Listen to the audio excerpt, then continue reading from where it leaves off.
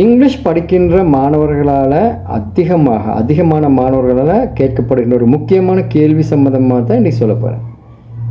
அதாவது நீங்கள் உங்களோட குடும்பத்தில் எத்தனையாவது பிள்ளை இப்படி எப்படி கேட்குறன்றது அதிகமான மாணவர்கள் எங்கள்கிட்ட கேட்குற கேள்வி. அப்போ இதை நாங்கள் தமிழ் மூலமாக இதை யோசித்து எத்தனையாவதுக்கு எப்படி வரும்ன்றாலும் யோசித்தா எங்களுக்கு உண்மையான பதில் வராது, ஸ்ட்ரேஞ்சாக இருக்கும். ஓகே, அப்போ அப்படி இருக்கப்படாது. நேட்டிவ் ஸ்பீக்கர்ஸ் இந்த கேள்வியை ஆங்கிலத்தை தாய்மொழியாக கொண்டவர்கள் இதை எப்படி கேட்பாங்கன்னு கேட்டால் வெரி ஈஸி. 2-3 மாதிரி கேட்பாங்க. அப்போ ஒன்று where do you fall in your family, where do you fall in your ஃபேமிலின்னு கேட்பாங்க. எக்ஸாம்பிள் நான் சொல்கிறேன். Do you have any siblings, உங்களுக்கு சகோதரங்கள் யாரும் இருக்கிறாங்களா?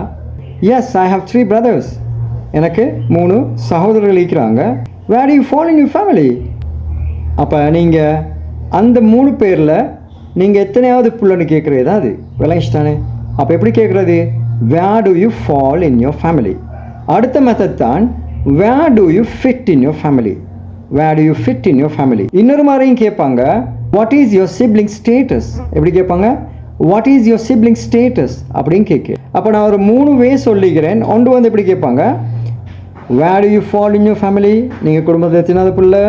இல்லாட்டி கேட்பாங்க where you fit in your family, அதுவும் அதே தான். அல்லது கேட்பாங்க what is your sibling status, இப்படி கேட்பாங்க. இது தான் நேட்டிவ் ஸ்பீக்கர்ஸ் நார்மலாக பாவிக்கிற முறையாகும். அஸ்ஸலாமு அலைக்கும். Will meet in another video. Bye.